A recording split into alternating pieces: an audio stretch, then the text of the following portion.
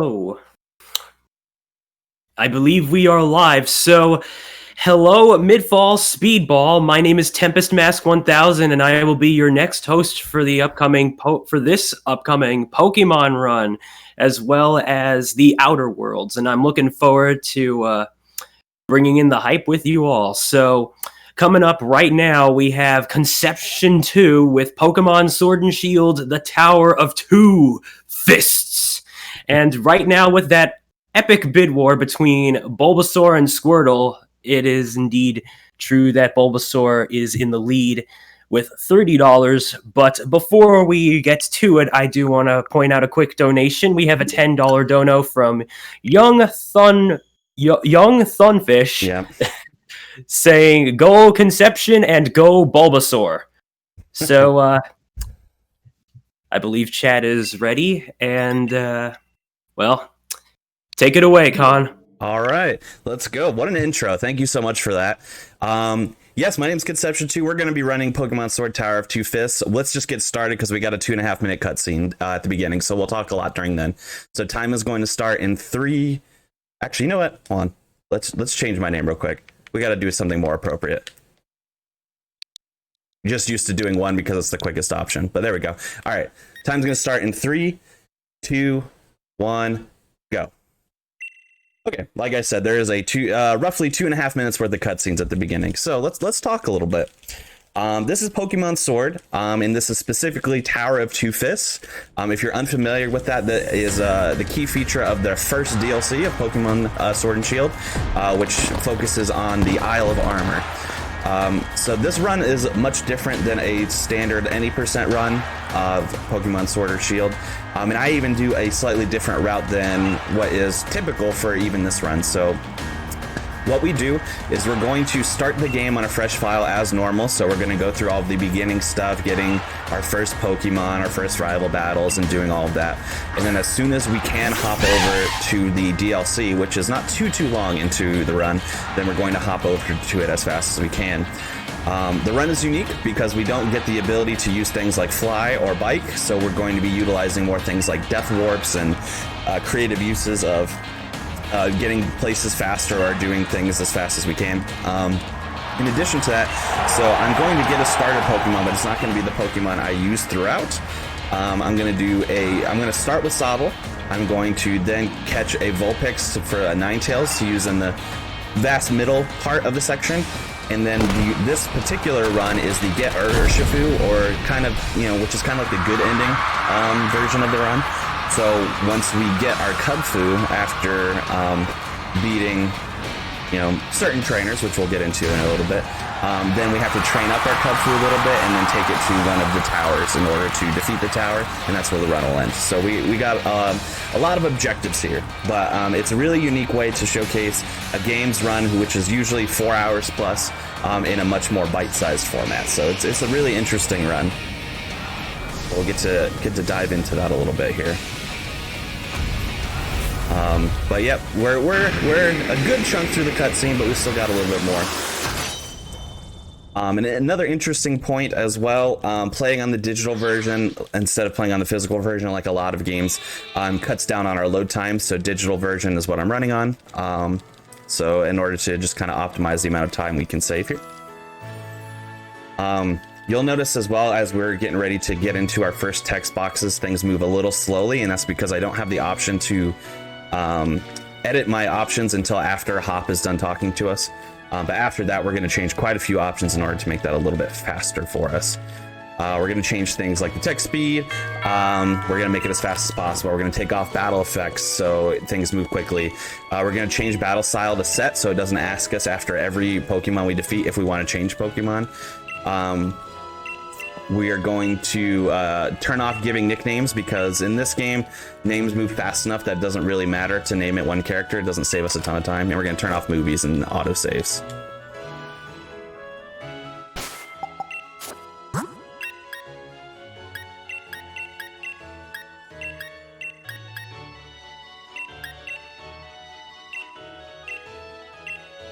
All right, got our settings.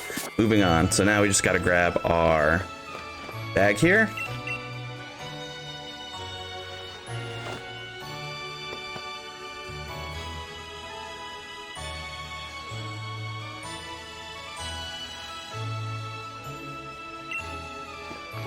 I check my settings one more time just to make sure everything's good.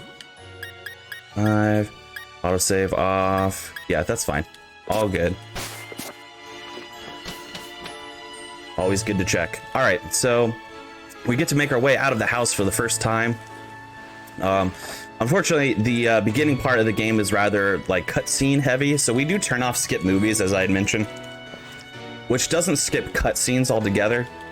It skips the more cinematic movies that would play in the run, and that doesn't play too much into this run, unfortunately.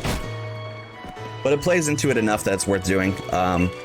But it doesn't skip things like these cutscenes. It just skips more cinematic type video clips.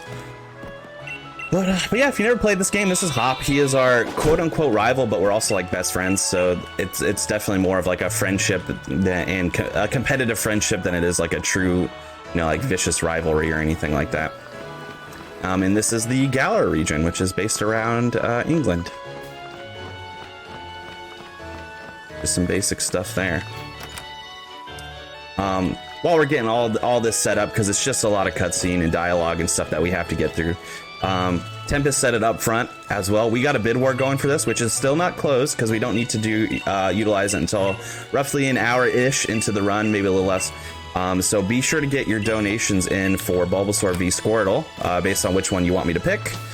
And also, yeah, just get that money in for the emergency food shelf. It's just such a great cause, so get those donos in.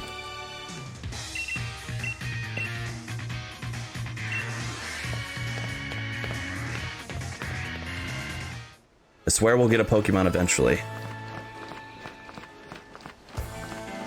But first we gotta go see this person with the hair show off their Charizard in front of a group of people. Which, if I had a Charizard, I'd probably do the same thing, so I feel him.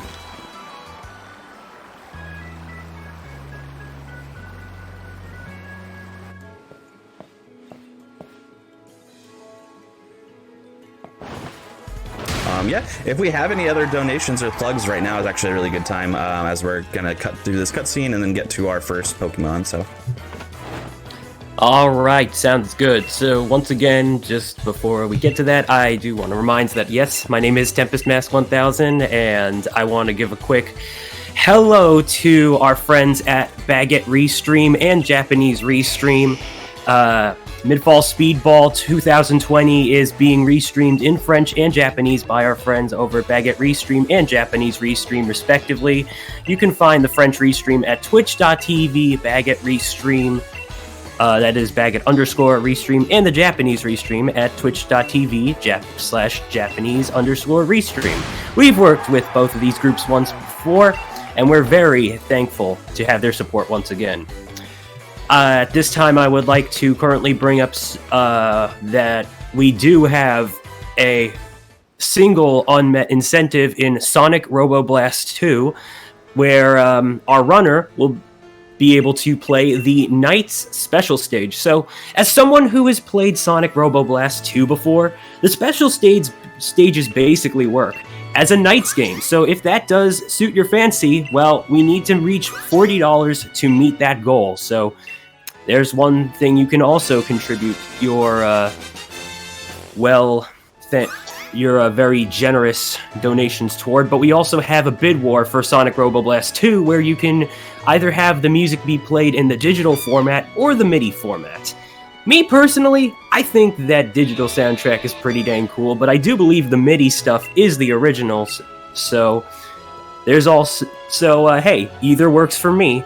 I also want to bring up that we do have The Outer Worlds character name bid war. Now, we do not currently have any names or donations put into that yet, and I do want to remind you all that that is our next run. So, if you would like to have the character get named whatever your heart desires, now's a good time to give those suggestions to Bystander Tim. Other than that, I think that's as good as that's good enough for now. So I do believe we are going to be selecting our Sobble. Yep, we actually have selected our Sobble. Oops. I accidentally hit no for the battle.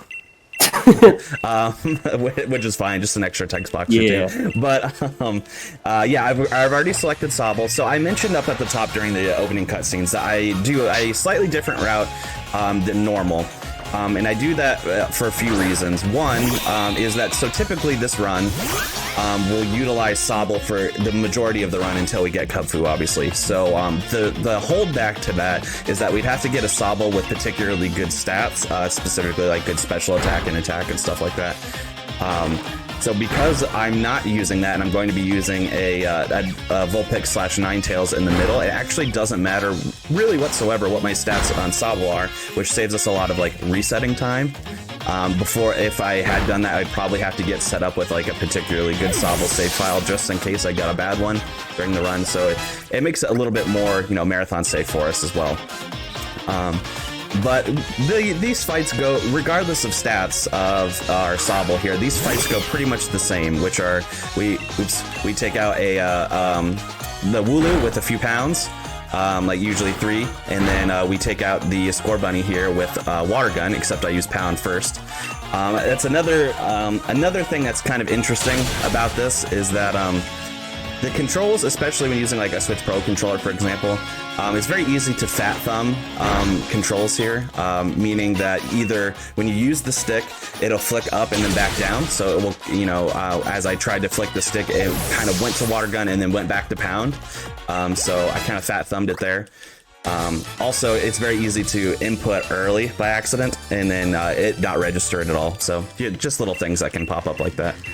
But that's more a controller restriction than a game restriction. All right, so we're in there. We finally defeat Hop for the first time. You'll see when we fight Hop, as we will a couple more times, or at least one more time, that he likes to interject in the fight with his little lines. It's kind of what he's known for, kind of a meme.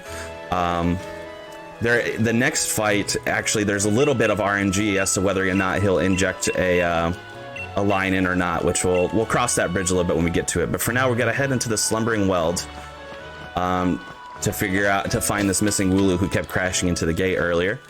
During the Slumbering Weld here, there's going to be scripted encounters, so encounters that you can't skip. They're meant to happen. 3 encounters, 1 in each little patch of grass that we're gonna see here. So we're gonna get a Squovit, a Rookidee, and another Squovit. Unavoidable, but we just run from all 3.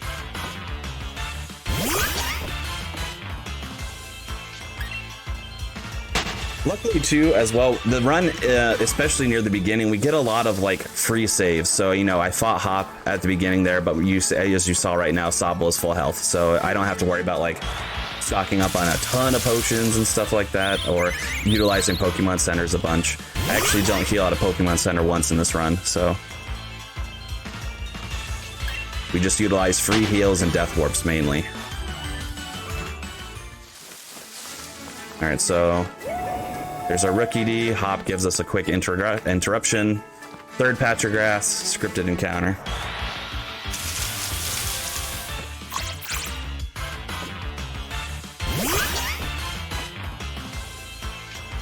All right, and then going forward from this point, so we got like, it's basically a cutscene, but it's not exactly. So if you've played the story before, you know that you're going to encounter one of the legendary beasts coming up here, and it acts as a fight. So I do have to like actually input things in order to make it pass, but there's literally nothing I can do.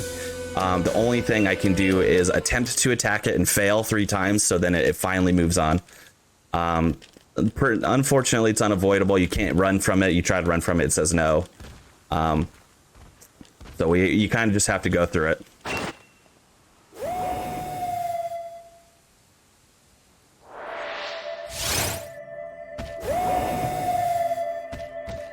If I may, that do be some doggo vibes, though. Absolute doggo vibes, for sure. But I think my Sob can take it. I really do. I mean, question mark, question mark, question mark, at question mark, question mark, question mark level doesn't seem too threatening. Can we get some awoos in the chat? Yeah. I really think my level 7 Sobble has this. Like, I feel good about it.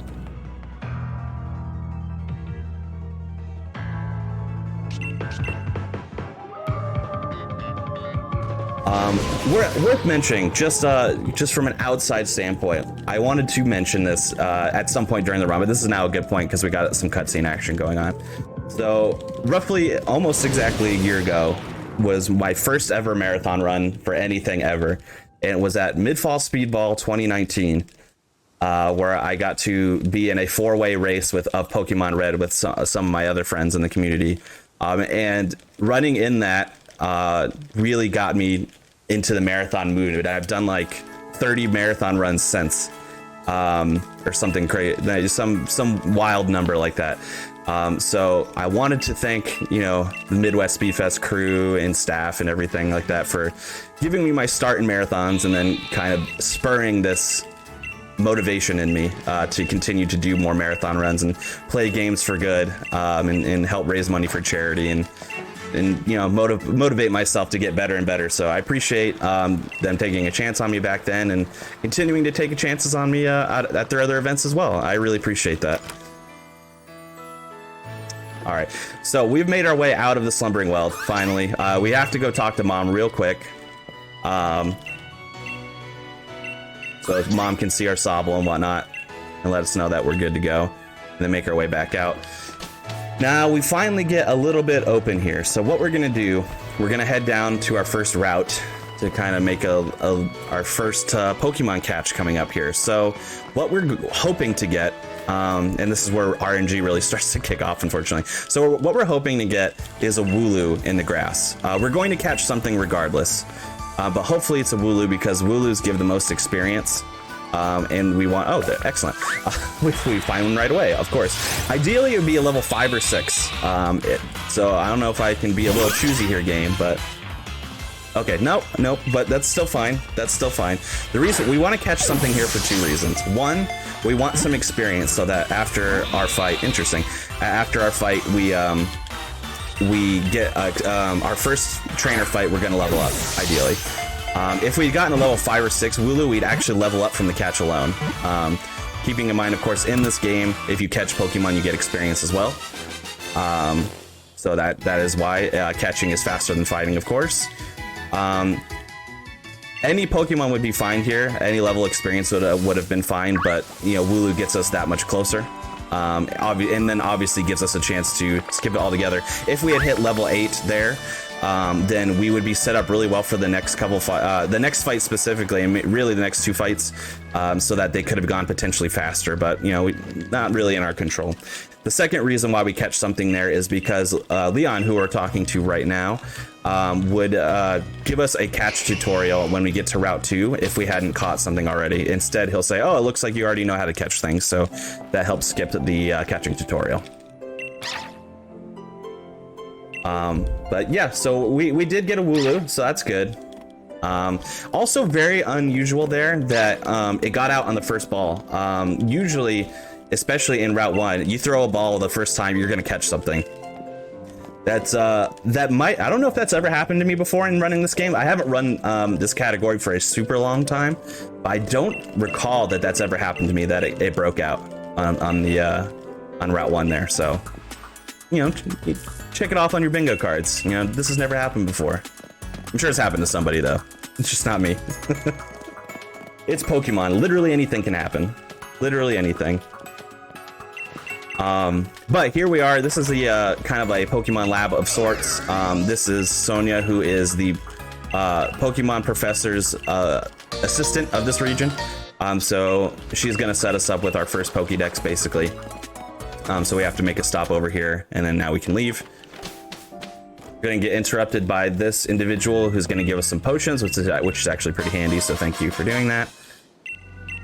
And then we're gonna make a small pit stop around the corner here to the right and grab this rare candy, which we may or may not need, but we'll have to just kind of wait and see. And we'll dive into that a little bit later, a lot later actually. It's kind of towards the end of the run, but we'll dive into it. All right, so we talked to Hop here. He's going to get us over into our Pokemon Center for the first time. Once inside, he's going to ask, do you know what a Pokemon Center is? And it's very good that I hit, of course I do, or of course, he asks if it's the first time we've been in one, and we say, of course not. Otherwise, he gives us like a 20-ish second pass around of what the Pokemon Center is, which we don't want. We're going to run over to the PC here. We're going to deposit the Wooloo we caught and then exit. The reason why we're depositing that Wooloo is because we don't want to share experience at the moment. How this game works, if you're unfamiliar with more modern Pokemon games, is that if you have Pokemon in your party and you defeat or catch Pokemon, every Pokemon gets experience, not just the one that you have out front. But if you, and it's kind of like a shared experience. So if you only have one Pokemon, it's going to get all of the experience, which we want to kind of channel towards Sobble at this moment, so he can get a little bit more beefed up for what we need him to be. All right, so here we are, Route 2. We picked up also from that vendor 3 Pekka Berries. Pekka Berries are very handy for later on. What they do is they will cure poison, so you'll see where we might have to use those later on. And that was Leon. Like I said, right there, he would have given us a Pokemon catching tutorial that is unskippable unless you've caught something. If I had not caught something there, we don't get the option to say, no, I'm good. Like, it would just happen. So, here we are. And here's our first trainer.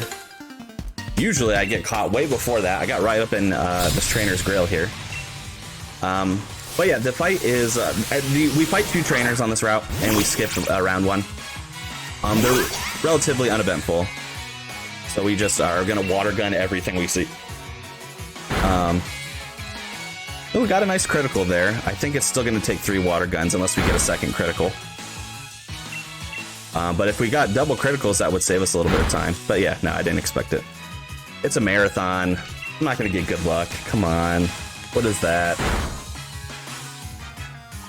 There we go. So that three water guns there is pretty normal. 2 is fast. 4 is, we can get 4 if our special attack is bad. And we haven't leveled up already, obviously. So 3 is pretty normal. Don't do it. There we go.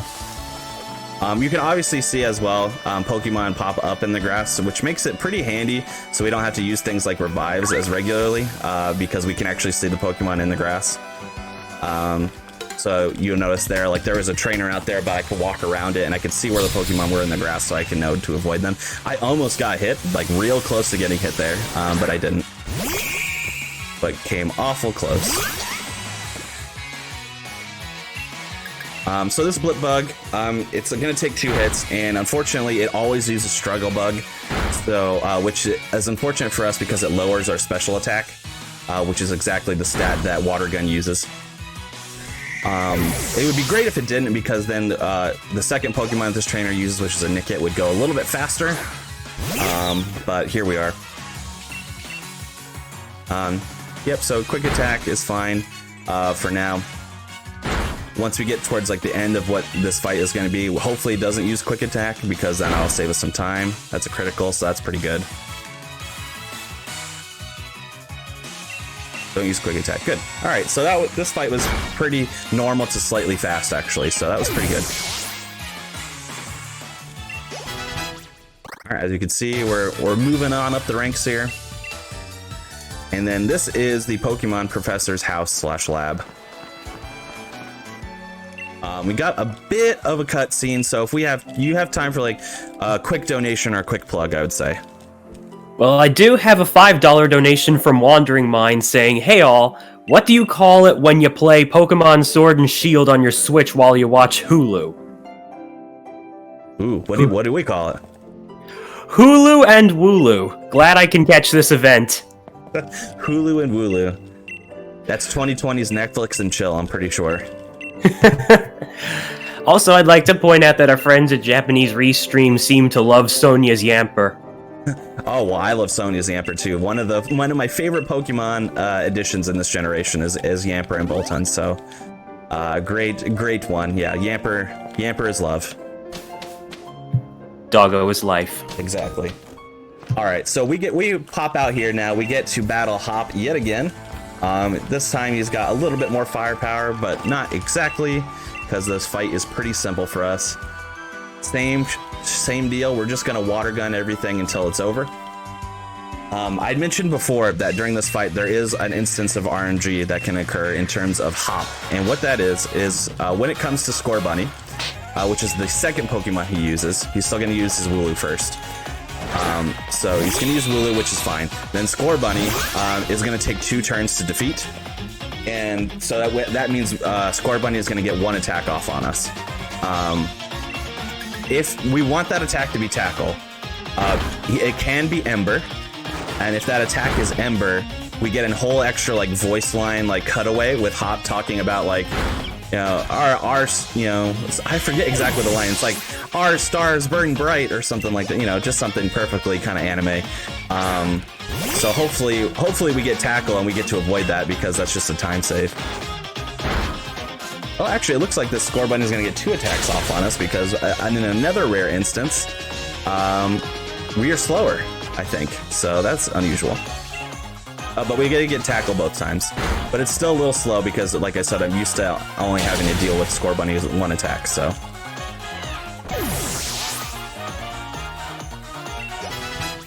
Not a problem, though. Just waste an extra turn.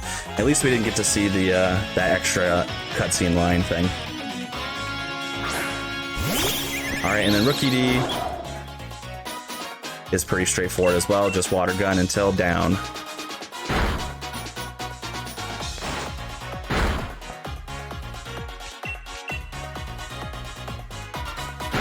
And there we go. That's Hop 2.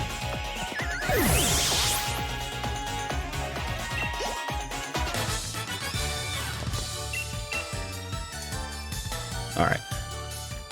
So, Hop 2 is down. Now we get a nice little cutscene where we learn about, we get our Dynamax band and learn a little bit about like the theories of Dynamaxing and stuff like that. We don't get to use it yet, but we will get to use Dynamaxing once in this run, so you will get to see it.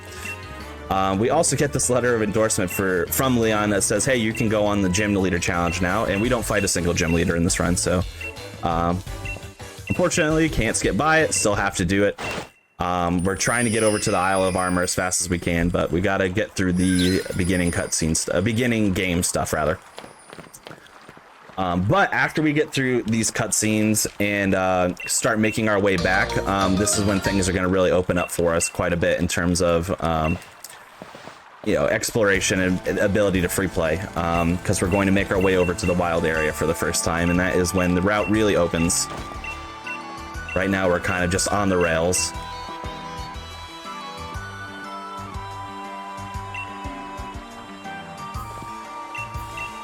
Awesome. Actually, now would be a good time. What's the most current update on our bid war? I'm curious to see what our what we're at. I know Bulbasaur is probably still ahead, right?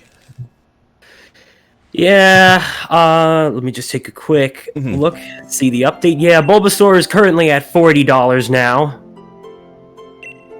And nothing for Squirtle? Yeah, unfortunately. Oh man, no one comes through for the water turtle, huh? Squirtle needs some love. Let's get Squirtle some love. There's gotta be some Squirtle lovers out there. You know, classic Squirtle Squad stuff, or you know. Yeah, I was gonna say shout out to the Squirtle Squad. Yeah, I mean Bulbasaur is great too. Don't get me wrong, but no one showing up from Squirtle is just kind of sad. You know, it's like we were talking about it before my run started. It's kind of like when you're playing those OG Pokemon games and that one Pokemon, you know, between after you pick yours and your rival picks the other, it just gets left on the desk. That's what Squirtle's feeling like right now. Don't let Squirtle feel that way. Dang. Yeah, I'm tugging on the heartstrings, but it's for a good cause. It's for a good cause. So at least $1 to his cause would do him a little bit of justice. Yep. Or else you're gonna have to tell him directly to his face, because we're gonna see him that, hey, you're not worth donating to. And we do not want that. No, it's really sad, so we don't want to do that. All right, so now we are done over at the professor's lab/house.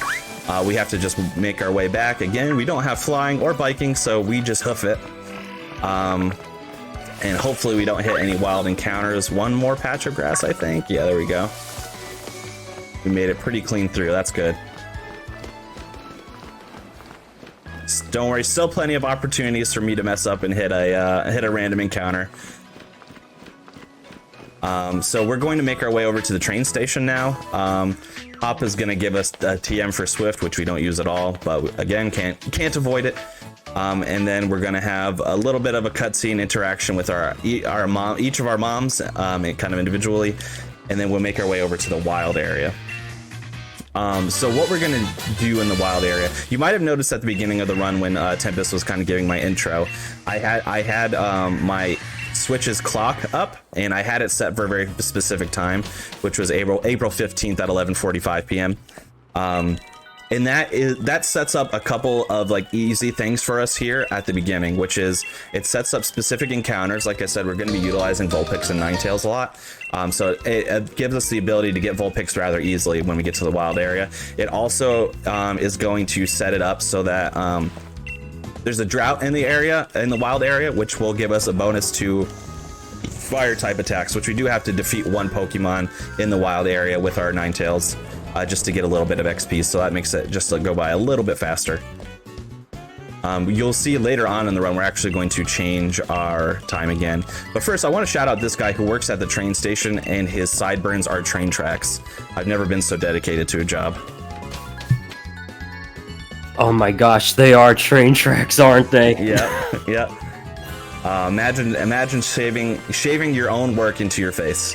You know, very interesting. But here we are, the wild area. So what we're going to do, we have a very specific sequence of events, and this is where RNG can really take hold a little bit. So hopefully we get good RNG. So order of events, what we're going to do once we gain control is we're going to run to the left just briefly, and there's going to be an Onyx that pops up, which is also another reason why we set up the time when we do. We're going to die to the Onyx, hopefully as fast as possible. The Onyx has 2 moves that attack us and 2 moves that don't, and it's just completely random as to what moves he uses. So hopefully we get a fast cycle and die rather quickly. Then we'll be teleported back to near the train station, where somebody will ask us if we want to go to Motostoke. I don't exactly know how to pronounce it. Somebody else probably does, but we're going to say yes and then take that warp there, and then we'll kind of go from there. There's a lot of sequence of events here. So here's our Onyx. We have to do this little note on the ground first, so can't skip it. All right, so let's get some good RNGs in the chat for Onyx. We hopefully just get taken down first turn. Rock Slide is what we would love to see. Dragon Breath is fine. It's not going to kill us, but it's fine. At least it's an attacking move. Okay, that's fine. 2 turns is fine. I take that. That's great. He also has Curse and Screech, and I've been in plenty of runs where he'll just just completely spam both of those, and this turns into like 10, 12, 14 turn fights sometimes, and you're just resetting over and over again. So we get a fast death warp here. And it actually takes us to the completely opposite end of the wild area, as you can see. Then we're gonna head over here to this bridge.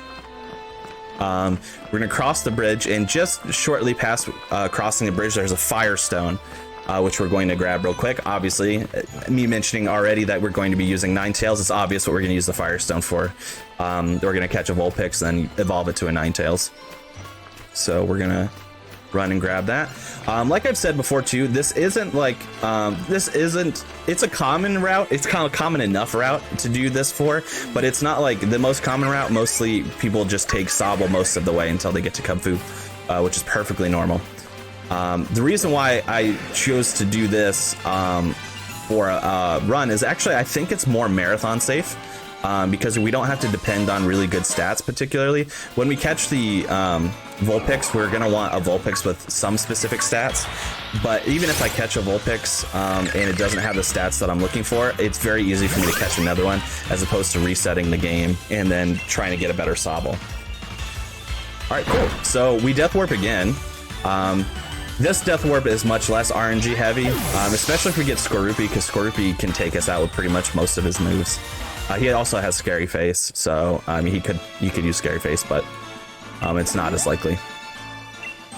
So this time we don't warp when we get back here, and now we're obviously back to where we started, where the Onyx was. We're gonna head down into this grass area, and there's gonna be quite a few Vulpixes. We'll grab the first one we see. Hopefully it's a good one.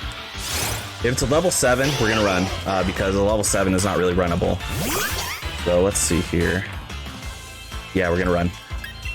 Unfortunate, but that's fine. Just waste a little bit of time. Alright, so as you can see, there are Vulpixes abound, so even if I catch one and it doesn't have the stats that I'm looking for, that's perfectly fine. We'll just catch another one. 9 is good. So we're going to pound once just to weaken it slightly.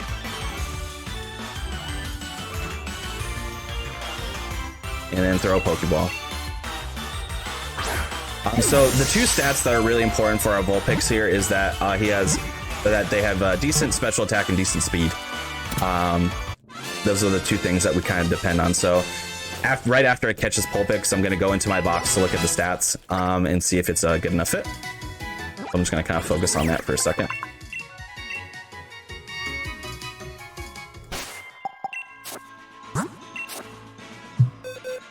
Okay. Would this be a good time to read a quick donation then? Yes, 1 second though. Let me just focus on this real quick because I'm just comparing stats on a table. Yep, we're good. Go ahead. Sounds good. Well, we got a $5 donation from Laika the Space Dog saying, finally a marathon run of Conception 2. I can watch because it's not in the middle of the night for me. Yay! Here's some love for Squirtle. Thanks for being awesome, Nate. Hey, thank you. I appreciate that. Several of my community members coming through, and I really appreciate Young Toonfish and Laika for coming through with those donations. Thank you so much. It means a lot. Appreciate you coming to support as well. Okay, so we have a good Vulpix / Ninetales, so not too bad. We're gonna now run down this way. We have another unavoidable like little note thing that we have to pick up off the ground. Unfortunately, that's kind of like their way of doing tutorials without doing tutorials. And there's going to be a Ninjask right there that pops up. We're going to defeat that for some XP. We actually have a pretty good Vulpix on the higher end of both stats, which was pretty good. We do have a chance of dying here, unfortunately. I think we can take one more hit, though, so I'm going to Ember just in case, and it's fine, it didn't use an attack move anyway. Ninjask only has Scratch for attack moves, so I wasn't overly worried. Yeah, we're fine. We're good, and then this gets us some XP. Actually, it's going to level up both Ninetales and our Sobble. And actually, weirdly enough, despite having Ninetales out front, the Sobble leveling up is actually a little bit more important there.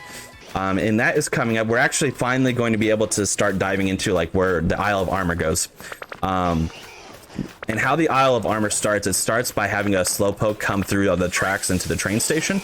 And then we have to catch it specifically to move on. You can't kill it, otherwise it'll say, oh, well, it's still here. Do you want to try catching it instead? And then you have to fight it again. You have to catch it specifically, and it is, I believe it is a level 11 Slowpoke, if I remember correctly. In this game, if you are the same level or beneath the level of the Pokemon that you are trying to catch, you have a significantly less chance of catching it. So we do have Ninetales out front right now, but it is the same level as the Slowpoke. Therefore, if we tried to catch Ninetales, we tried to catch Slowpoke with Ninetales, we would have a much more difficult time. So what we'll do when we get to that Slowpoke is we are going to hit it once with Ninetales and then swap the Sobble to catch it, because it'll be a much easier time.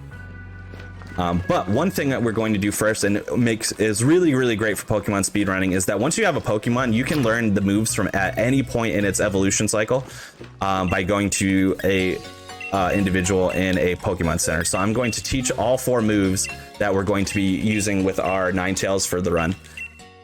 Really handy. Basically, you can get the moveset you want right away.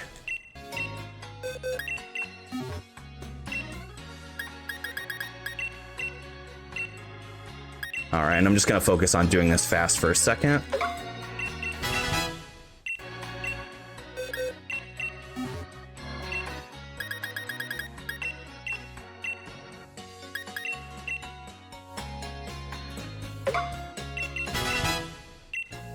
Oops. Skipped a step. Started scrolling too early. Alright, excellent. So the moves that we teach Ninetales are Nasty Plot, Flamethrower, Safeguard, and Fire Blast. And those are the moves that the Ninetales is going to know the entire time. So we just make that quick pit stop, and now we're able to get on with the actual Isle of Armor stuff, finally getting into the DLC portions of the run. So here's Train Track Sideburns again, and then here is the Slowpoke, the Galarian Slowpoke specifically, that we have to deal with. It's actually funny, so we're going to actually specifically walk over to directly in front of the Slowpoke, because if we walk to the side of it and click, as you can see kind of right there, because I overshot it just slightly, we have to wait for the Slowpoke to turn, which if you do it directly from the side, it wastes like 2 seconds. That's how slow it is. So we tried to get directly in front of it to make it go by faster. Okay, so like I said, we're going to attack with Ninetales once. So the Slowpoke is weakened. Then we're going to swap to Sobble.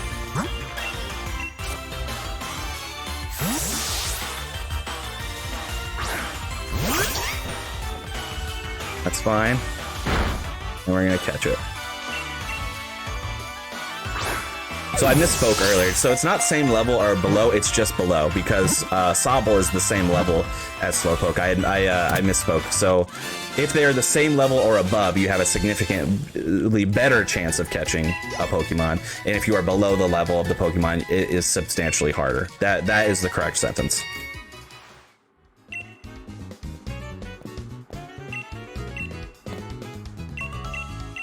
All right. So this is Clara, by the way. Clara is going to be our kind of rival for the length of the Isle of Armor DLC. We're going to see her plenty.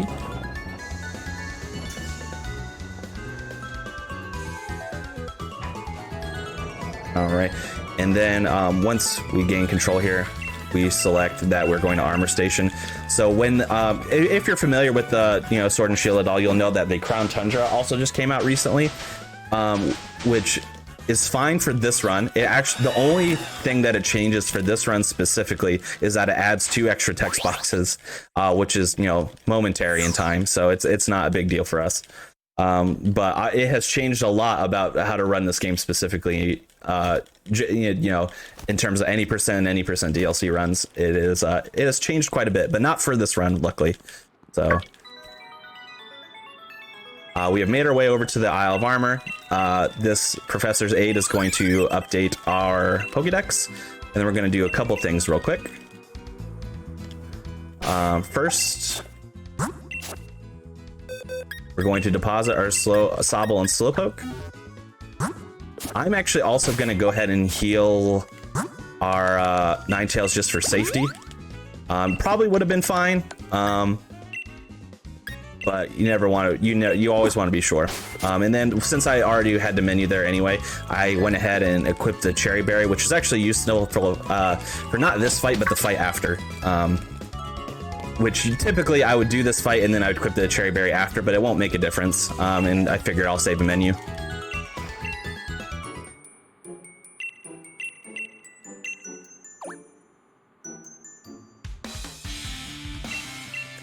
One thing that I really enjoy about this DLC is, and you'll see this a little bit more as we get into meeting some of the other characters from it, is that the writing is really sharp. Alright, so we're gonna buy a couple things here. Oops, forgot one thing. There we go. So we bought some potions, some antidotes, and some awakenings.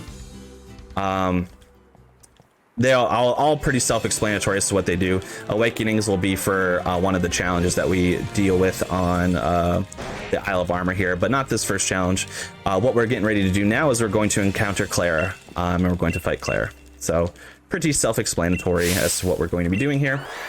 Clara has 2 Pokemon, Ventipede and a Slowpoke. Now, keeping in mind also, you might be wondering, Slowpoke is typically water type. When we're using fire type, how is this working out for you? All the Slowpokes that we will encounter, and plus, trust me, there's plenty of Slowpokes. We will be fighting Galarian versions of those Slowpokes. Therefore, they are not water type. They are Psychic Poison, I believe. Or, yeah, Psychic Poison, I believe, is the case. Definitely Poison, and I think Psychic. Okay, so we use Nasty Plot, which raises our special attack first. Then we Flamethrower.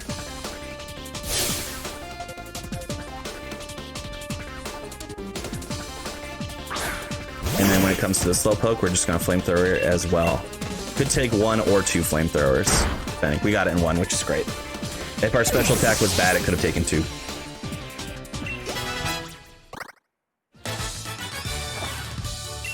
And that's Clara for the first time. We will see her again, though. The next fight that we're going to be dealing with has some RNG elements to it, so some interesting stuff going to be happening here. Well, first we got to get there.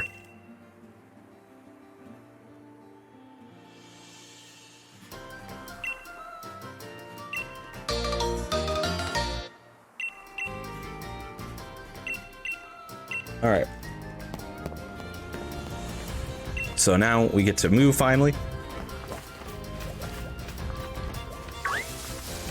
Cut through as fast as we can. Some more doggo Pokemon, as you can see, little pup over there. Shout out to the doggo Pokemon. Yeah, I'm a big dog Pokemon fan for sure, for sure. What would be your favorite? Arcanine is my favorite Pokemon of all time, and also my favorite dog Pokemon. Ooh, good choice. Mm-hmm. As always, any game, any Pokemon game I ever play, I always look for the version that has Growlithe on it, and that is the version I choose usually. For me, I think my favorite doggo Pokemon would be Stoutland. That's a good one. They're all just so good. Sometime I want to make like just a full dog team for fun. Yep, that would be cool.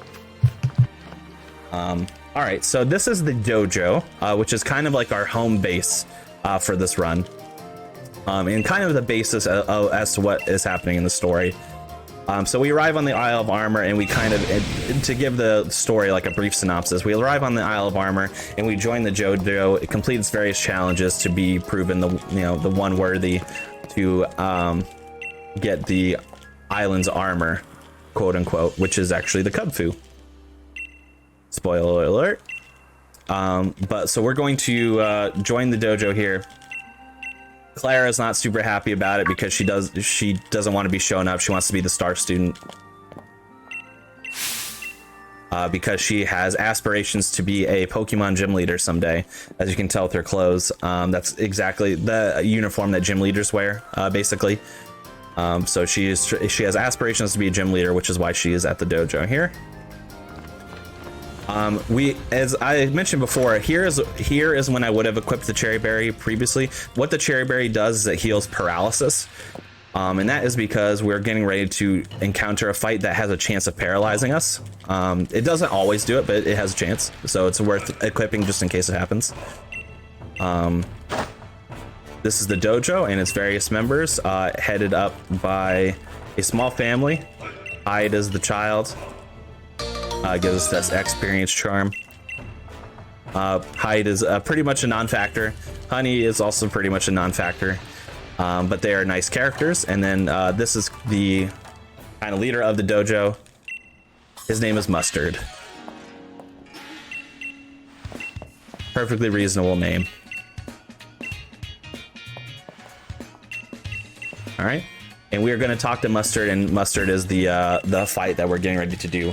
Mustard has 2 Pokemon, which are Mienfoo and Shinx.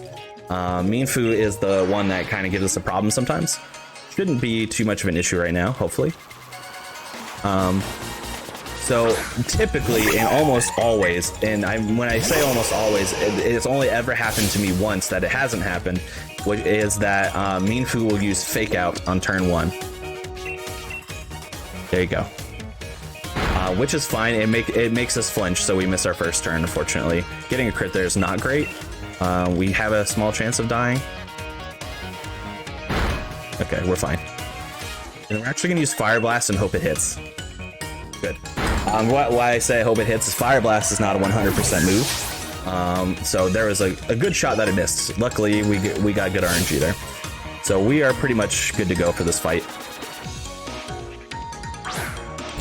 The Shinx is not really a problem. We've nasty plotted and have our raised special attack. We just Flamethrower it once and it's down. Yep. There it goes.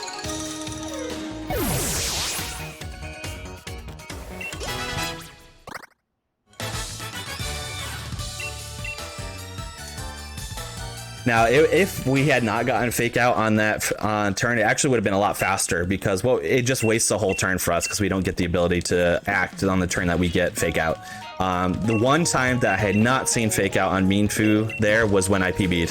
So it saves like, you know, probably like 8 or 9 seconds if we don't get fake outed, but it's so rare that we don't.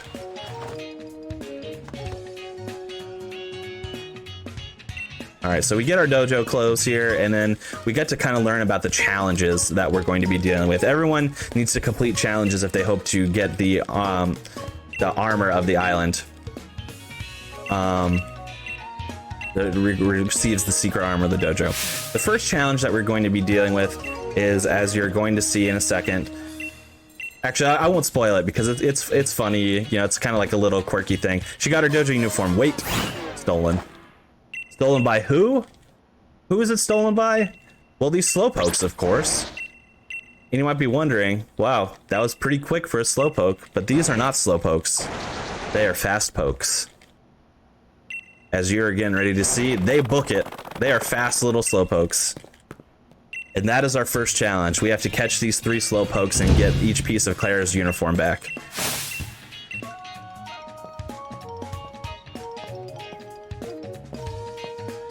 No problem, easy peasy.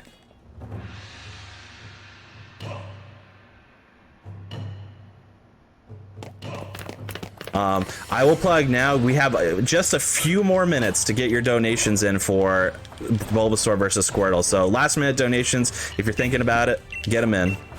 Because we're not wrapping it up yet, but it's going to wrap up pretty soon. Alright. So I go ahead and heal there, especially because I got crit by the Mean Foo. I just want to make sure that we have enough health. We might even have to heal again at some point. We'll see. Just kind of depends on the RNG we get from the slowpokes. So each slowpoke fights roughly the same. What we're going to do is we're going to go to, as you can see, they're running away. We're going to go to each area, catch it while it's running around in a circle, and then fight it and defeat it to get each piece of uniform back. And they all fight roughly the same. The 3 main moves that they're going to use are Confusion, Acid, or Yawn. Yawn is by far the most annoying, especially if you get it on the first turn, because then that means we're going to fall asleep after turn 2. So then we got to use an Awakening, which is exactly why we bought them in the shop. Confusion and Acid are obviously annoying. If we keep getting hit repeatedly, then we're going to have to heal. The 4th move that the slowpoke knows, oops, I missed it, is Disable, which can be annoying depending on when it's used, but it's not a big deal. We can kind of work around it. I'm notorious for always missing slowpokes on their first cycle. I don't know why, I'm just so bad at it. Yep, and of course we get Yawn first turn, which is unfortunately, you know, not the best. Disable is actually fine there because we don't need to use Nasty Pop for the rest of the fight, but we are going to be asleep now. Gotta use our Awakening.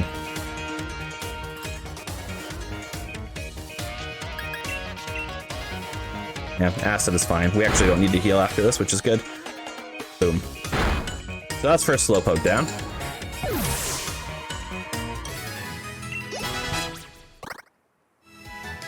And thus the first piece of clothing. Now we gotta make our way over to the second slowpoke. Now the second one can only be annoying based on where it is, because there is one Pokemon that pops up in this wild area of sorts that always seems to want to troll me, and that Pokemon is Bouffalant, which is, if you're not familiar, is kind of like a large bull Pokemon, similar to Tauros, but has bigger horns and stuff. And if Bouffalant spots you, it's going to charge you, and you will almost always have to run away from it at some point. Of course, we got Yawn on first turn again, which is just slow, because that means we're just going to have to heal off our sleepiness.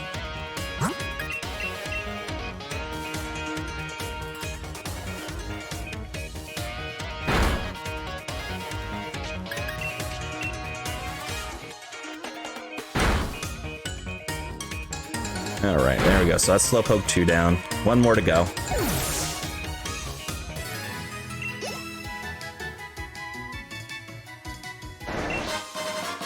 So Boufflant can pop up in this grass, which is why I was mentioning that before, but luckily we didn't see one. We might see one later, so. And the third Slowpoke is all the way down here.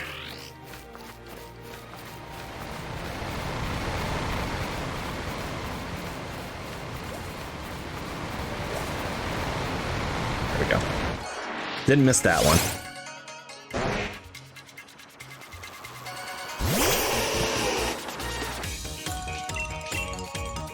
Disable is actually really good there.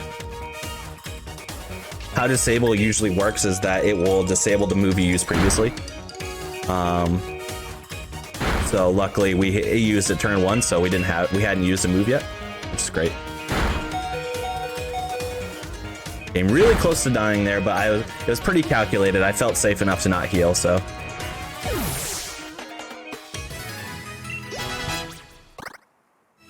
Awesome. All right, so that's our Slowpokes down, which thus completes our first challenge, which is great.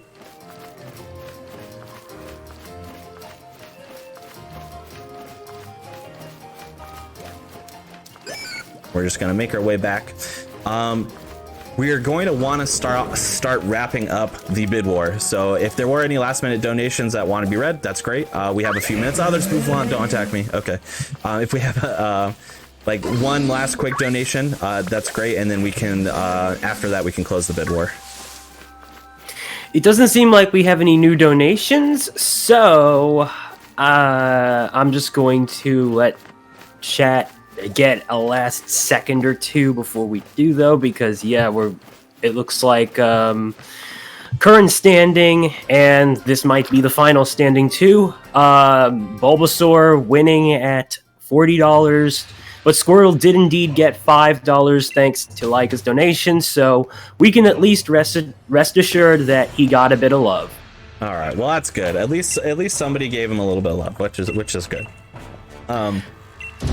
Yeah. So yeah, we can go ahead and close it there. So if it stays the same, great. Let me know if there's any last minute changes, but I'll presume Bulbasaur unless told otherwise.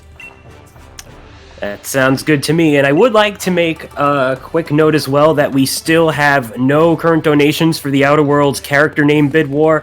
Just a quick reminder that the Outer Worlds is our next run, so if anybody would like to put in even a minimum donation with any kind of name suggestion, that would be epic. All right, so you donated, you get your Bulbasaur. Look how happy Bulbasaur is to be chosen. That's sweet.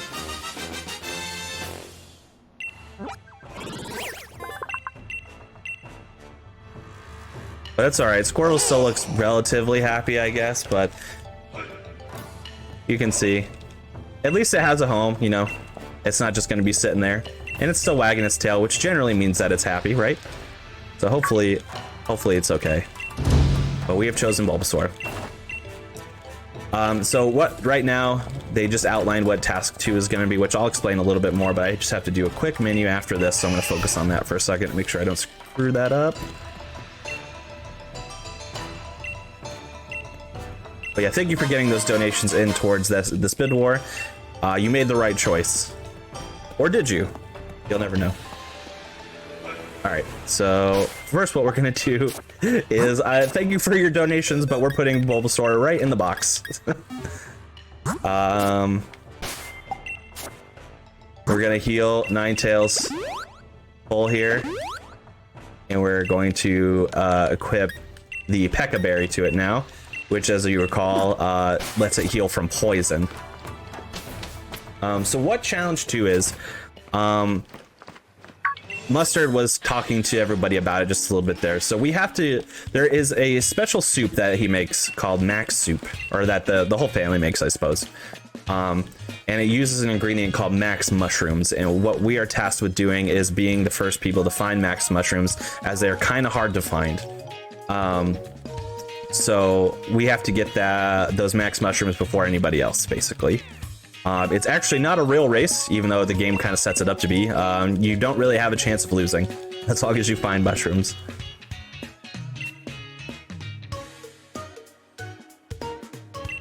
Which luckily they're in the same spot every time. And it's actually pretty cool. So we're going to get max mushrooms, which our max mushrooms, despite us collecting them, are not going to be the ones that are used in the soup. So we actually get to keep the max mushrooms, which is great because they're really handy items. They raise every one of your stats when you use them in battle. So we're going to use them twice during the run, as when we collect the max mushrooms, we're given 3. So we're going to use them twice. So they're very handy items, and we have to get them for the story anyway, so it's pretty good. We take a small detour there to pick up a hyper potion, and that is mainly just for safety, as some of the later fights can be a little bit hairy in terms of potentially dying or anything like that. Run right through there. Have not hit any random encounters yet, which is great. I will donate $5 per random encounter that I hit, minimum of $5. So even if I hit none, I will still donate $5. But if I hit more than one, then I will donate more than that.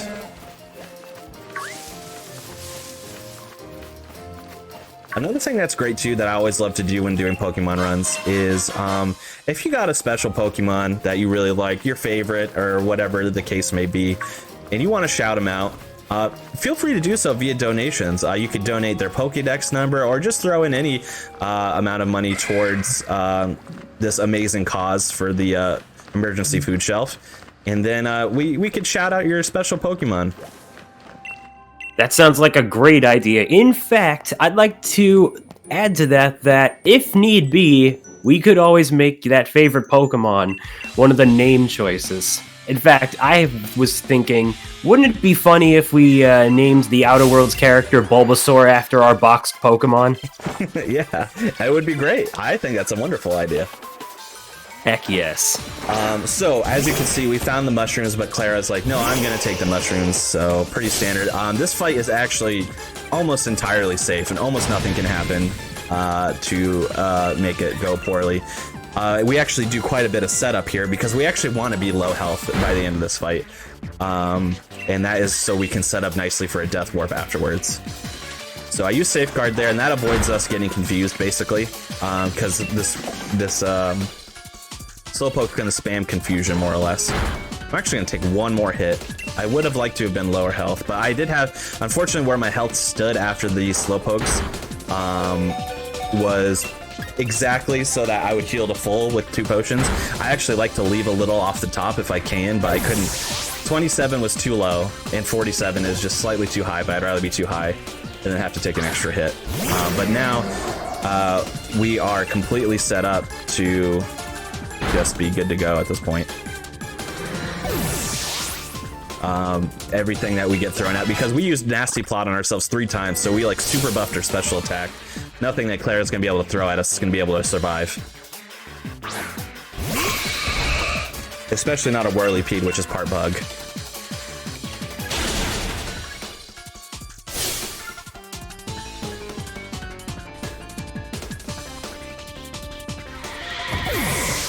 So easy fight. Level 17 is good.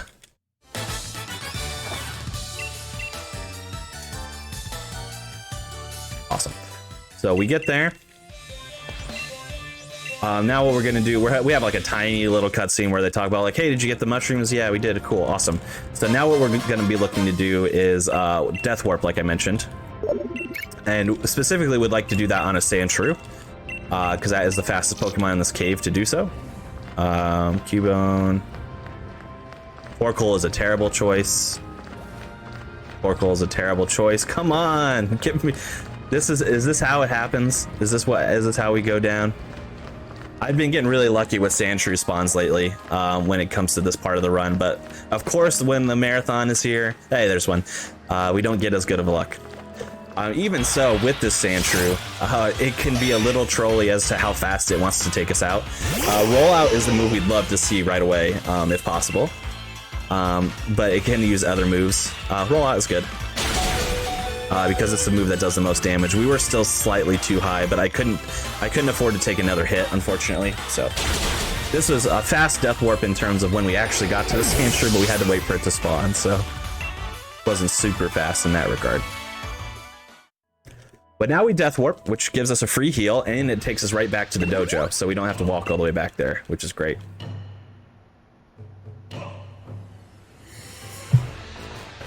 If I may, any reason why we prefer Sandshrew over Cubone? Yeah, it's entirely in the moveset, actually. So Sandshrew just has more options to take us out faster. Cubone has a lot of moves like Focus Energy and stuff like that it can spam instead, so it would just take longer to defeat us. Same thing with Torkoal, who especially is part fire, which its damaging moves, you know, would be fire type, which would be not very effective against us. So Sandshrew is the best option we have in that cave to die rather quickly. Sounds good. Also, just a little teensy-weensy shout out to Cubone. Ekum Bokum. Cubone is a great Pokemon for sure, for sure.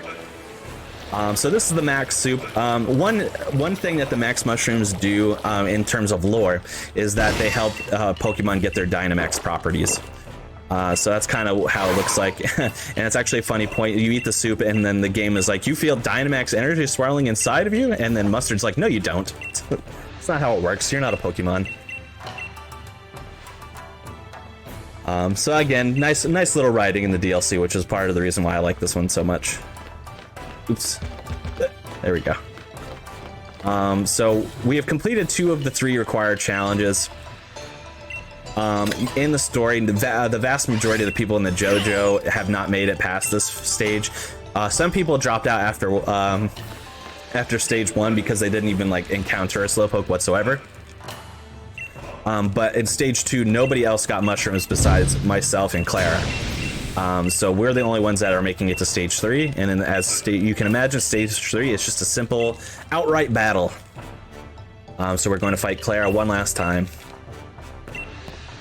And this fight is actually a little bit harder for us, and it has some RNG elements that could occur, so that's interesting.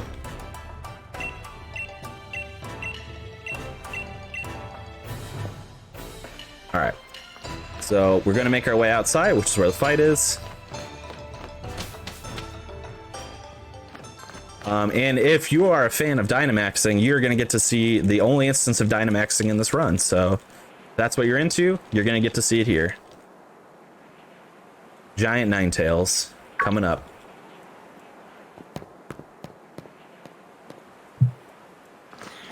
While we have that happening, do I have time to plug in a new bid war that we just opened up? Absolutely, yeah, real quick, for sure. Alright, so we just opened up a new bid war for Super Monkey Ball Gaiden. It's, of course, the Monkey Bid War, and we have our typical cast of choices between I, Baby, Gon, and Mimi. So if you guys want to start getting your donations to have our runner choose that particular monkey of your choosing, well, there you go. The option is now available. Yes, please. I'm very much looking forward to that run. That's being run by Petrus, right? Petrus? Petrus or Petrus, I forget how to pronounce it. But I believe it's being run by them, which is great. Shout out to Peter. Fantastic run. Fantastic runner. Alright, so here we are, Clara 3, and so we're going to do a lot of setup on the Skorupi here specifically. Quite a few turns, which inherently isn't dangerous unless we get like some crits and stuff, then it starts to get a little shaky. So hopefully we don't have to deal with that. Clara also tries to cheat, as you can see. And the reason, the way she tries to cheat is she throws down poison spikes on the battlefield, so I'd instantly start the fight poisoned if I didn't equip the P.E.K.K.A. Berry in advance. So I did because I've played this game before. So that is exactly why we equipped the P.E.K.K.A. Berry there.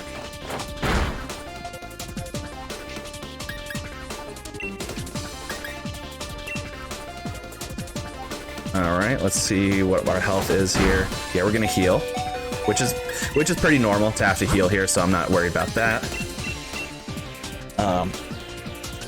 And the reason why we use Safeguard as well is that we won't be poisoned until Safeguard elapses. It's great. We no longer protected by Safeguard, which is fine because we are now set up enough to defeat these Pokemon. So there we go. So in case what you're doing, so here, turn order of what exactly I did. I did Safeguard, so I can avoid getting poisoned further because that Scurvy likes to do Poison Fang. Used a Max Mushroom, which increases all my stats. Then I Nasty Plotted twice, while in addition to healing. And then I finally Flamethrowed it until it was down. Now we're going to get to Dynamax. And we're gonna get big Ninetales going. And I really, it's always funny to me when you're Dynamaxing in the speedrun format because we take off obviously battle animations. So like I'm epic. I'm this big monster. And dink, it's dead. That's all that is. You expect some kind of showmanship, but or showpersonship, but nope. We turn on battle animation, so it's just dink, it's over. Relocated again, which again non-factor. We're specifically, even though we have two options for max flare, we're specifically using the Fire Blast version because it does slightly more damage. And here is the RNG aspect of the run.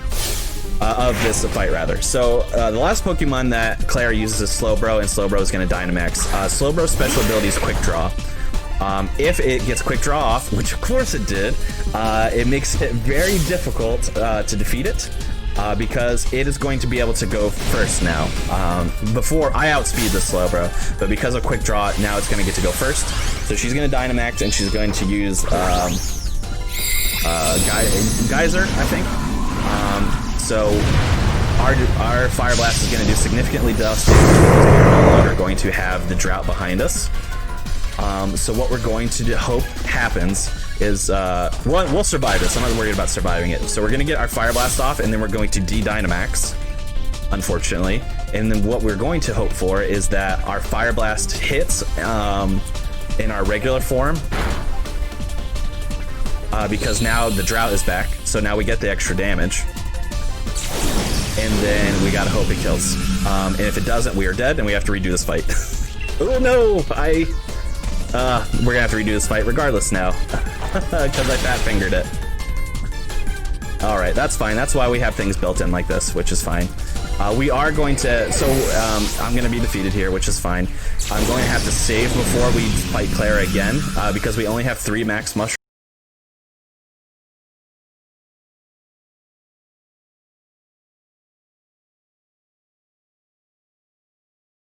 So I can't afford to use another one and not save. So we're going to have to save before it, just to make sure that I don't use too many resources. Pokemon Speedrun G takes over. So we're going to go ahead and save here.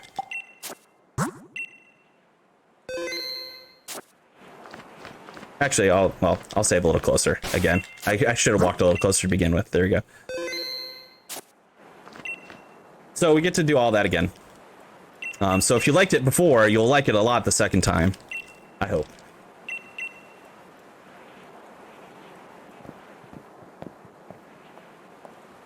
So it goes without saying, since we're doing the exact same thing again, great time for plugs and donations if we have any. All right, sounds good. So you guys are watching MidFall SpeedBall done by Midwest Speedfest. Midwest Speedfest is a Minnesota-based organization that has been hosting speedrun marathons since 2015. In the summer and winter, we partner with 2DCon and VGMCon, respectively, to help raise money for their chosen charities and bring even more entertainment to their conventions. In the spring and fall, we host online events, also in support of charity. So far, we've raised over $30,000 for various charities, and we hope to see that number continue to grow exponentially with your support. If you're enjoying the marathon, please consider following Midwest Speedfest. In addition to our seasonal speedrun marathons, we occasionally interview runners in a podcast format as part of our Runner Spotlight series. And also do consider subscribing to Midwest Speedfest for cheering bits. All Twitch revenue we receive during this event will go toward the White Bear Area Emergency Food Shelf. Of course, if you have Twitch Prime, you can subscribe for free. With that in mind, I also want to remind everybody that we still have yet to see any donations for the character named Bid War for the Outer Worlds. And again, that is our upcoming run. So again, if you have any ideas on what you would like Bystander Tim to name the main character, then consider putting that within your donation, and hopefully we will have some funny shenanigans throughout the epic 20 minutes run featuring your name here. Awesome. Thank you so much for that plug. You will notice that I reset that fight, and that is because I mistakenly forgot to equip a P.E.K.K.A. Berry. Again, most of the time I don't equip a P.E.K.K.A. Berry directly before this fight, so I I'm not used to losing this fight and then having to deal with it that point forward. And unfortunately, it set us up very poorly. I wasn't able to get out of the hole that I had set myself up in by being poisoned off the start of the fight. So I reset the fight and then made sure I equipped a P.E.K.K.A. berry and resaved this time. So if I have to reset the fight again, then I will not have to re-equip the berry this time. But yep, we're getting ready to do all this again. RNG / fat fingering at its finest. So same deal. Scroopy, we're gonna set up safeguard, a max mushroom, a bunch of nasty plots, and then flamethrower it until defeated. And now we will not be poisoned right off the bat by the spikes.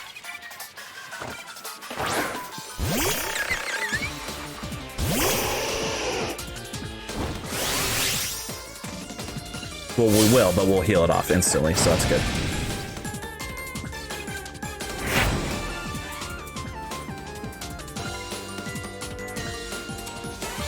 All right. There we go. Safeguard. Critical hit, of course, which makes things very hairy. Max mushroom.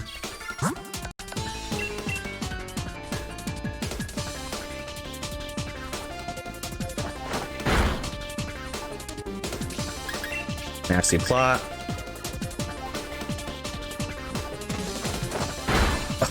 Crit again.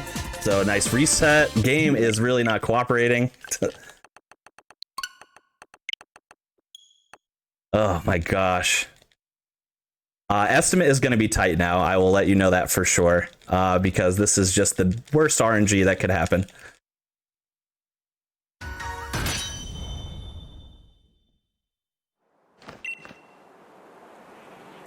Hopefully we can still make it. Make it under estimate.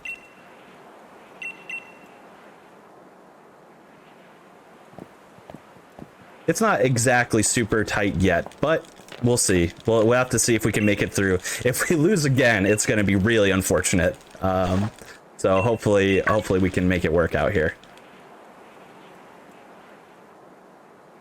Can't emphasize enough how bad that luck was. 2 crits.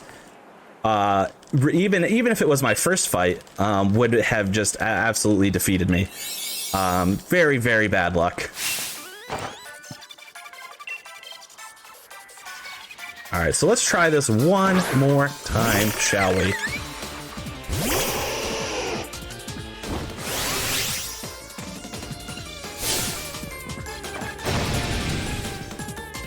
Fair and square, she says, as she throws toxic spikes on the field.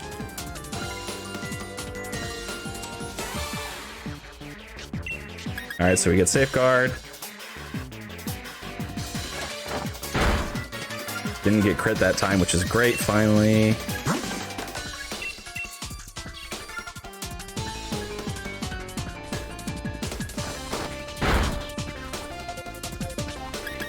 Nasty plot. And we'll probably have to heal after this, I think. We don't have to, but I'm going to anyway, just to be safe.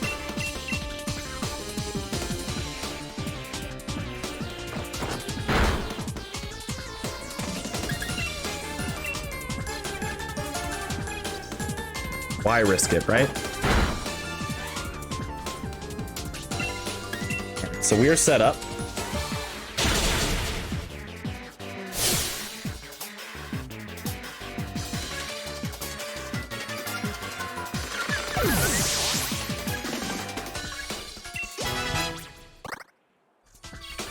All right, and then now we're gonna Dynamax again. And then, again, these next 2 Pokemon are just really simple dinks, so Wheezing and Whirlipede are never a problem. It's when we get to the Slowbro, that's a problem, and then obviously if the Scroopy keeps critting on us like it did the first time, that's going to be a problem for us, but otherwise we're okay.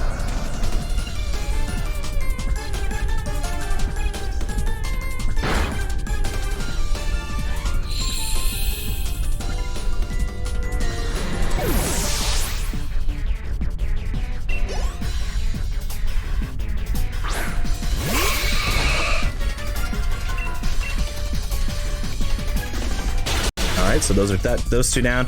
Again, what we do not want to see here is a quick draw success. So hopefully we don't get it.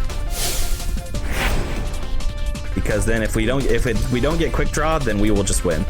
If we get quick draw, we still have a chance to win, but it's less likely. Unbelievable luck. Like, I can't. All I can do is laugh. That's all I can do. Unbelievable luck right now.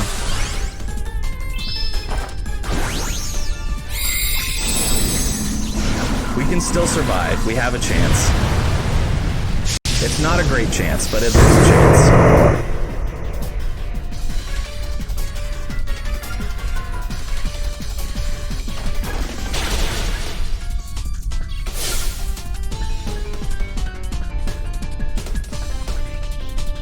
She also says, let my poison drive you crazy, and she doesn't use a poison attack there, but that's none of my business. Alright, don't fat finger it this time, but we still have a chance of losing if our attack just straight up misses here, which it can.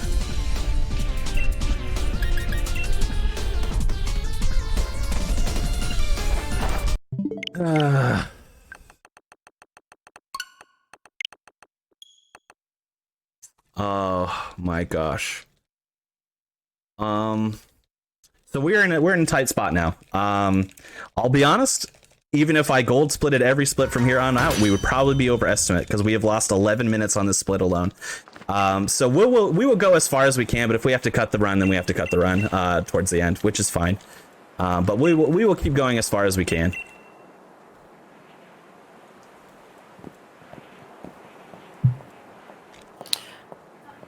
All right. Well, if we have a moment for a quick donation. So many moments. So many moments. Hey, honestly, if it makes you feel better, at least now we know that Clara sure knows how to be toxic. Oh boy, she sure does. But yeah, feel free. Donations, plugs, you got plenty of time. Indeed. We have a $1 donation from Eye of Newt saying, In case you're wondering what that was about, that's going to the Outer Worlds to name the character Soup. Yum. Max Yum. Soup. Soup. I'm at Soup! What do you mean you're at Soup? Yeah. All right. Yeah, keep going. Because this is all the same stuff I've already said, so just keep going with it. No problem.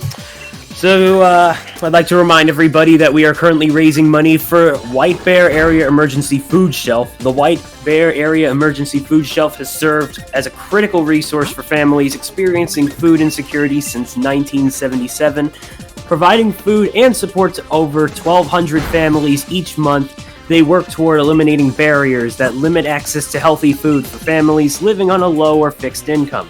Their vision is to end food insecurity in the White Bear area, though their programs are open to anybody in need of food regardless of geographic boundaries. The White Bear Area Emergency Food Shelf relies on generous donors like you to advance their mission of providing food and support to their neighbors in need. For every $1 donated, they can purchase $8 in healthy groceries for families struggling to make ends meet. So every little bit helps. Awesome. Yep. Cannot emphasize enough how good of a cause this is and how important it is, even in these, especially rather in these trying times, to get those donations and for something so great. So continue to do that.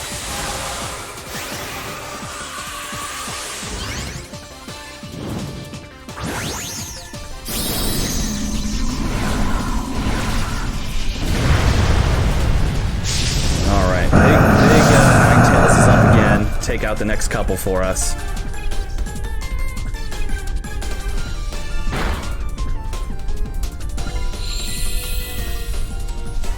And then hopefully we get some kind of cooperation from the game. Just something to help us out, please.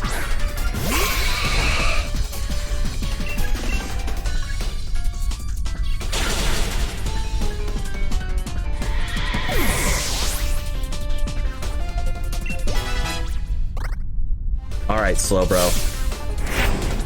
Please, if we, I can't emphasize it enough. If quick draw does not happen, which is not likely to happen to begin with, this fight is over. Look, all right, excellent. No quick draw. This fight's done. It's over. It's not that hard. I just need something to coin flip my way, please. Like it's over now. RNG. Oh, what a disaster! Oh my gosh.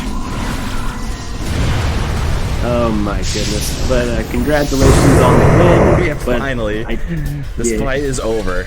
But yeah, watch. This is what happens normally. Boom. Bye, slow bro. It's the end. That's how it goes. That's how it's meant to happen. Quick draw is unlikely to happen regardless. The fact that we got it twice in a row is pretty terrible. Not to mention, pretty unlucky that we got double crit by the Scroopy in that other fight. I would love to calculate the percentage as to how what could have caused this to happen, but I bet it's probably in the low percentages that I had all of this bad luck happen at once. But yeah, as of right now, if things go normally from here, I'd probably be 4 minutes over estimate. So if we have to cut, then we will. But I'll kind of keep you updated as we go through the run. All right. Well, I do want to give a special thanks to our friends at Japanese Restream for all the RTA blesses or prayers. I think that helped your luck there too. Thank you for everyone who got me through that fight. You are the real MVPs for sure.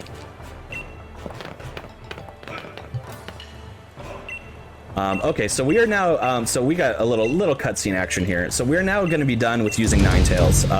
The rest of the run is going to be using Kubfu. So what we're going to do is, after this cutscene, we're going to be able to talk to Mustard to get the Kubfu. But what we're going to do first is we're actually going to change the time and date in our Switch again. And that will be for training purposes for the Kubfu, as you'll see here shortly. So I'm going to walk out front, go into our settings, system, date and time, and then we're going to change it to October 15th at the same time is fine. And then we're going to save. And then talk to Mustard. The reason why we're like I mentioned, changing the date and time is very key for Kubfu's training, which we'll get into here in a little bit. But why we save here is that we want to make sure we have a runnable Kubfu. We're going to take some precautions to make it a little bit safer in terms of his ability to survive. So the only stat that's going to be really important for us to make sure that Kubfu can make it through to the end is speed. So as long as our speed is good enough, then we will be able to make this work. We can really make it work with anything else.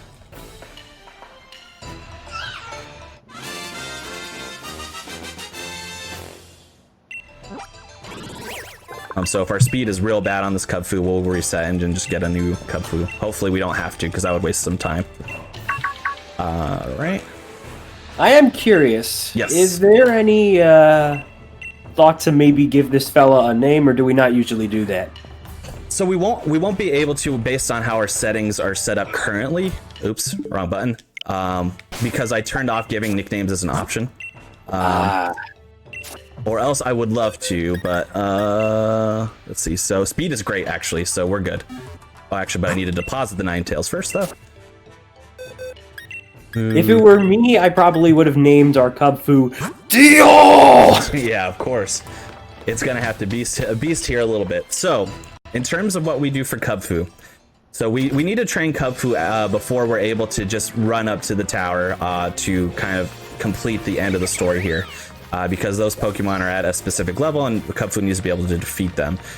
So what we do to train Kubfu is we kind of just meander out in this grass out front, and we're looking very specifically for Blissies.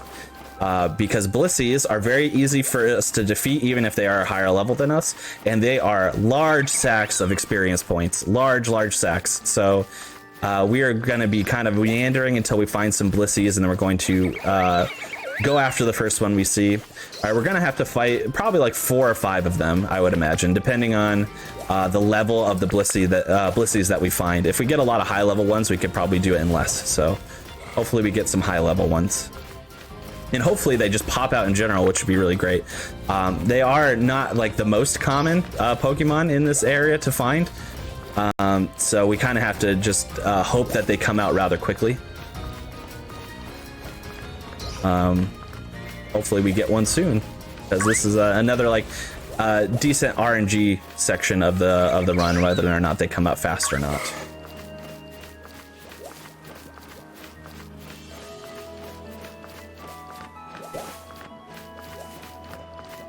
Hey, there's one. Voila.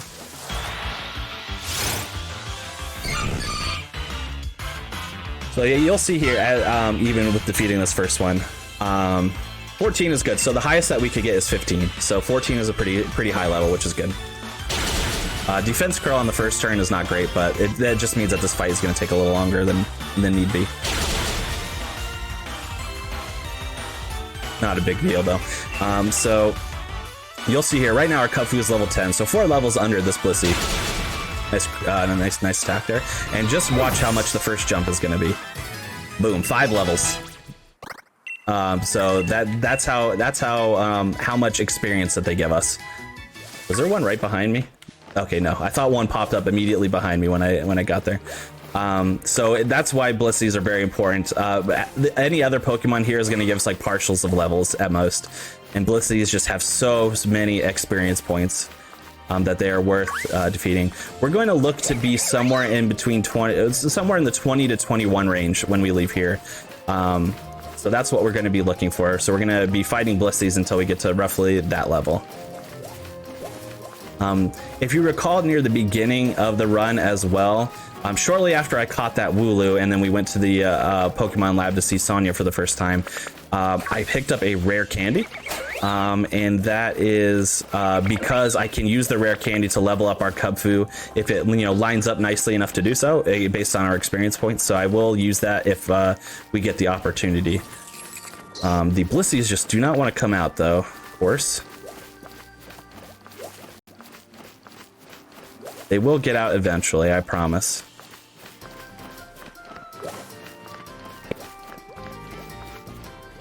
Come on now. Don't be shy. No reason to be shy, just want to defeat you. No reason to be scared of that. Oops. Hello, Ralts. Snuck up on me there.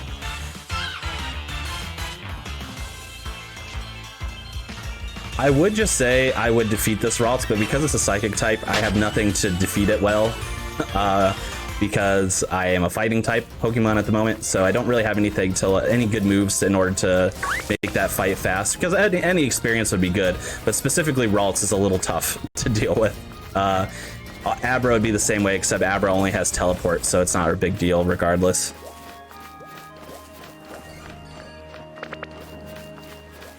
Hey, don't.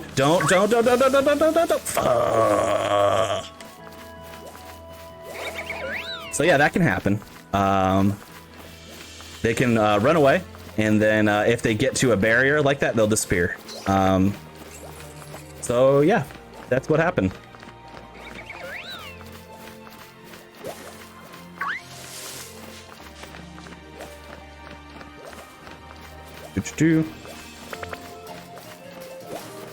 Hopefully we get another one soon. Yeah, feel free for plugs or donations as well. It's another good time. All we're doing here is wandering to find Blissies, so another great time if we have anything. No problemo. Radio. Let me take a look here. Yeah, we do not currently have any donos, but we do have some prizes, as throughout MidFall SpeedBall 2020, a single $5 donation or larger will enter you to win one of 25 Steam keys for the retro arcade puzzle game Delta Light, developed by Flatbox Studios. Combine your speed and insight to outmaneuver and puzzle your way around the enemies to complete the many levels. Please ensure you are logged into your speedrun.com account when you donate, so we can contact you if you win. And Midwest Speed West has partnered with Humble Bumble. Midwest Midwest Speed Fest has partnered with Humble Bumble. Type in !Humble Bumble for a code you can add to the end of any Humble Bumble store link to support the White Bear Area Emergency Food Shelf. Excellent. Man, I cannot speak sometimes. It's tough. It's tough out there. I know how it is. All right, so we finally found another Blissey. We were getting very unfortunate luck. Not only did one run away from us, but it's taking a long time for these things to spawn. It can take a while. Again, it's all RNG. There's not really anything I can control about it. So it can just take some time, which is why I tried to build that into the estimate. However, losing several times to Clara is something that I anticipated maybe I could lose once. I did not expect to lose 3 times because that has never happened, and the luck would be insane for that to happen. But nonetheless, welcome to marathon running. So we're looking to get some more Blissies popping up here so we can defeat them. You know, just gonna kind of be saying that. So, you know, Marathon's been great so far, by the way. I've enjoyed several different runs. I've gotten to not commentate, but rather host some runs. So I've been having a really good time, really enjoying it this past weekend. You know, again, it's always a great time to be able to be a part of something like this. Just a wonderful group of people and the crew, wonderful staff. And yeah, I'm just very happy to be able to be a part of it as both a runner and a volunteer. So yeah, thank you all for having me again.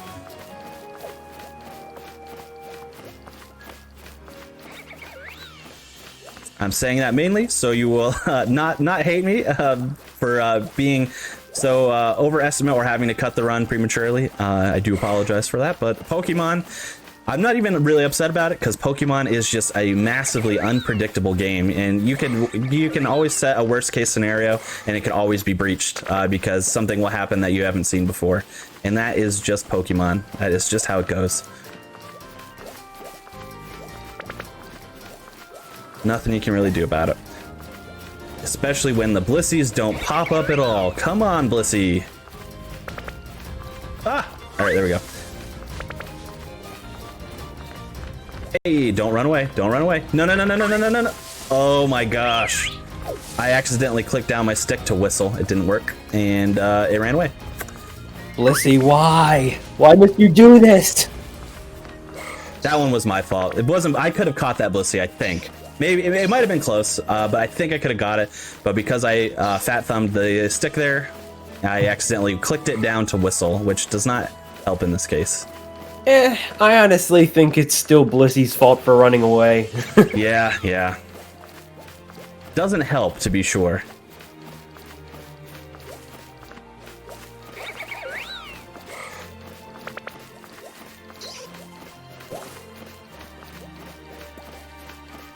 Come on. Show up. This is extraordinarily long. I know I've had 2 run away, so that kind of explains as to why they're not coming out, but like, yes, there is RNG as to when they pop up, but this is a lot. This is a lot of time wasted. You got to show up at some point. Come on. Just pop out. Here, you know what we'll do? We're gonna wait, was that one? No, that was the Ralts. Oh, wait, there we go. Never mind. I can catch this one. I can catch this one. I can catch this one. I can catch this one. I can catch this one. Is it Blissey I got? Okay, good. Alright, there we go. I was gonna say, I'm gonna cross the bridge, which is farther away from where we need to be, but I was like, we gotta try something different here. Alright, so here we go. We're gonna take out this Blissey.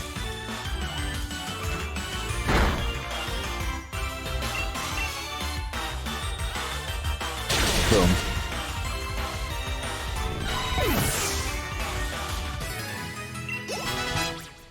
So what we're gonna do, I would like to fight one more Blissey for safety, but since there's too big of a chance that we're probably gonna have to cut this run short, I'm gonna just make a right. I'm gonna go with what I have right now.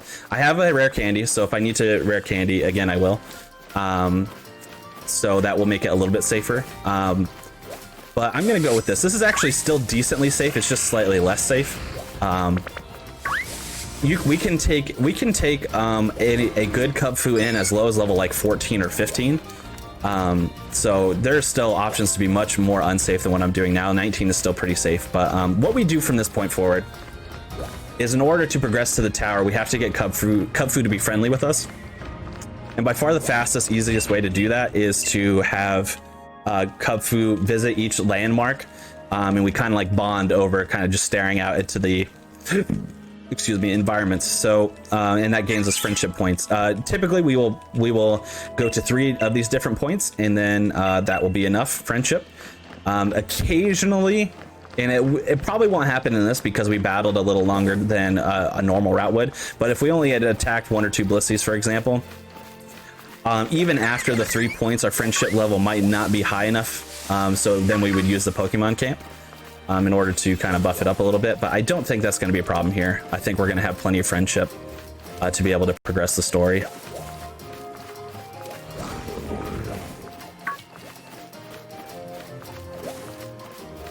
There is also a chance, like in my path here, that I could see a Chansey, which a Chansey does offer good experience as well. It's not quite as much of a Blissey as a Blissey, but it's still a good amount. So if I do see a Chansey, I'll just go ahead and fight it, just to be extra safe. But if I don't, it's also fine. So yeah, there we go. Let's try it.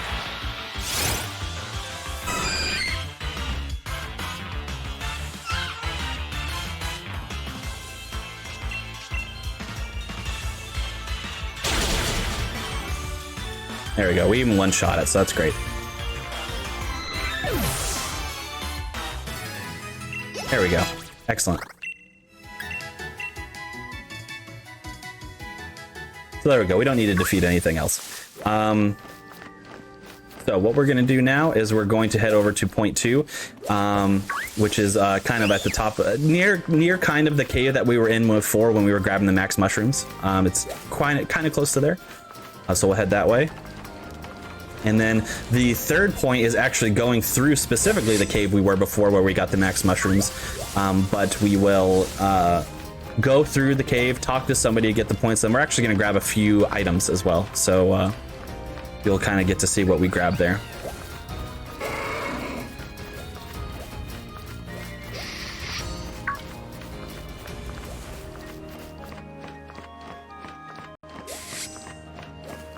All right, so heading up here, we'll see another dojo member.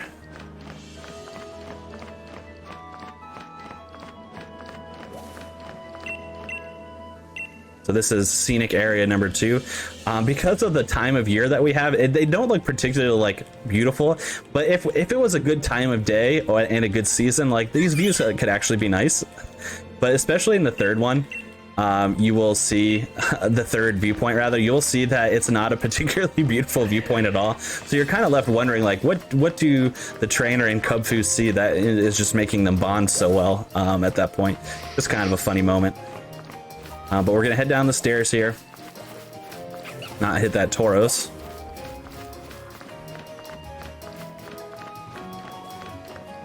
Head around into that same cave as before. Not hit that Tauros, or I guess I hit something on the ground here. So that's 1 wild encounter, by the way.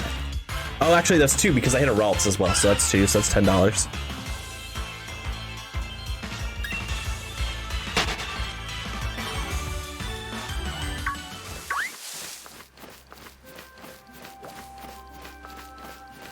All right, and then yeah, so we're gonna go through the cave. You'll notice even that the Pokemon in the cave will be slightly different than when we were there last time, and that is purely because I changed the time on the clock. So Sandshrew stays the same, but we might see a Chansey in here, we might see some other things, or we might just see Sandshrews.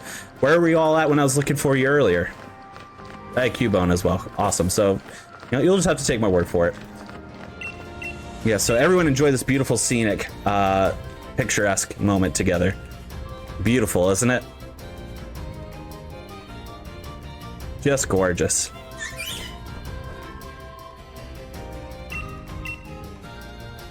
All right, so now we're going to go and grab a few items here and then do a death warp. So we're going to grab this item,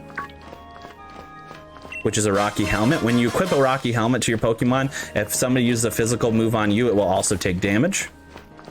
Which will be useful for the upcoming fights here. And the second thing we're going to grab is this TM hidden in the rocks here, which is for reversal.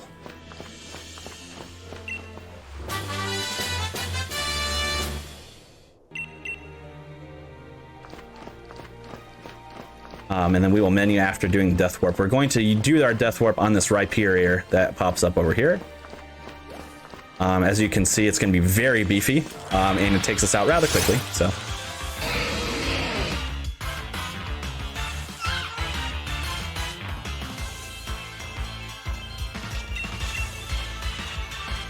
boom, death warp.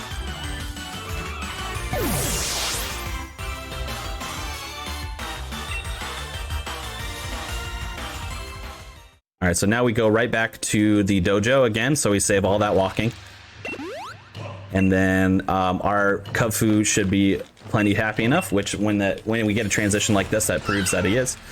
And then we make our way over to the tower to defeat the trainers, and that would be the end of the run. I'll go until, you know, I'm cut off. I know we're not quite at estimate yet.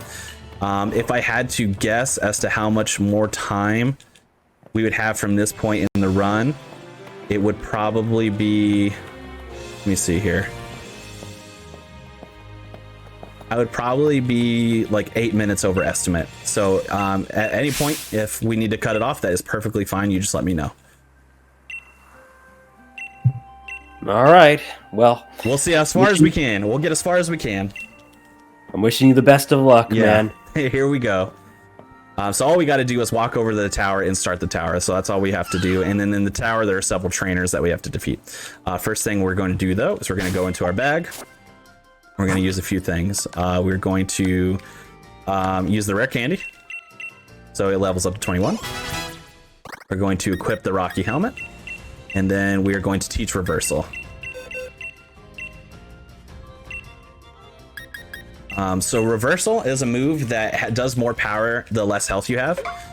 So we're going, but Kubfu also knows a move called Endure. So what we do is we often try to combo Endure and reversal. I'm walking explicitly around that boufflant so it doesn't charge me. There we go.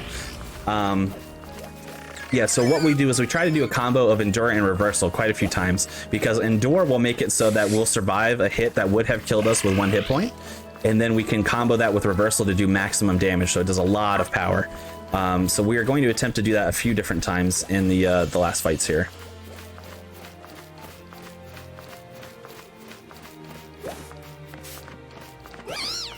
All right.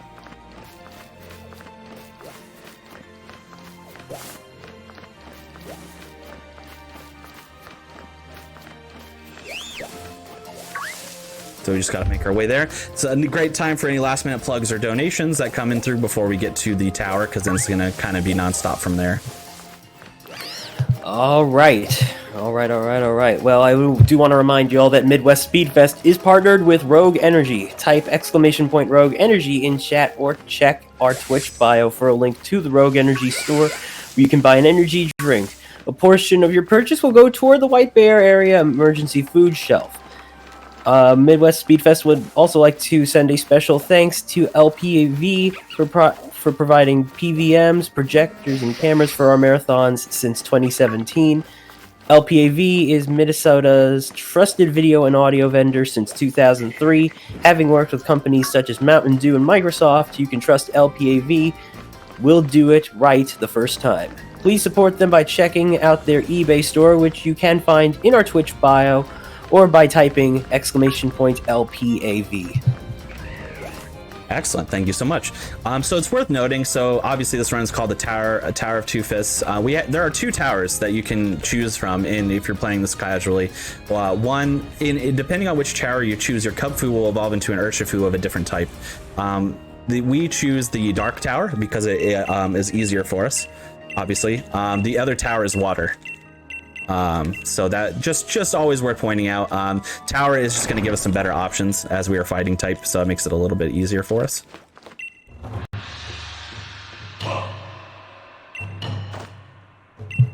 So now we are in the tower.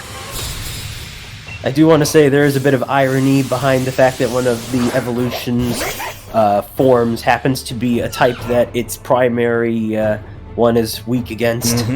Yep, exactly. Yeah, which is kind of interesting. So that's what makes this just an easier fight for us. So you can see we got swiped by the Zorua, but we also have Rocky Helmet on, so it did a little damage. It's gonna sucker punch us again, so it actually just dealt its own demise because we have Rocky Helmet on. So there it goes. That's one trainer down. Luckily, there are several trainers in the tower here. Luckily, they all have one Pokemon, including Mustard, who is the last trainer we fight.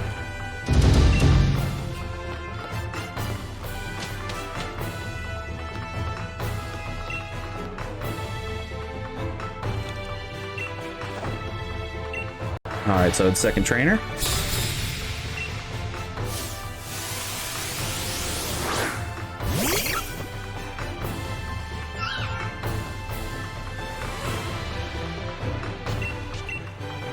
A rock smash here. We will see if we get into a good situation to use reversal here. Might be good. I'm gonna try it. That might be enough damage to take it out. Yeah, awesome. So not bad. Nice 2-turn fight here. That fight can take 3 turns depending on how much health you have. So not too bad. Hey, unfortunately, we were going to have to make the call to cut the run short. That's fine. I had a feeling. That's okay. No we were a little bit behind, and we want to get back on schedule as much as possible. Of course. Understandable. But thank you so much for the run so far. Yeah, awesome. Thank you guys for having me. I really appreciate it. Sorry I couldn't finish it out for you, but yeah, check out my stream sometime if you'd like to see a finished run of this. I'm sure that will definitely be doable for sure. Thank you so much, though. And hey, at the very least, we managed to beat Clara. We managed to get Bulbasaur, and we got through a bunch of it. I think we can rest easy knowing that we did our best. We did. Marathon Pokemon runs are going to be marathon Pokemon runs. It'd be like that sometimes, so nothing we can do about it. Awesome. Well, right. thank you guys for having me.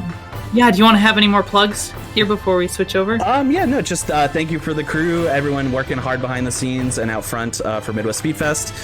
Feel free to check out my stream sometime. I promise the runs don't always go this badly, so come check me out at twitch.tv/conception2.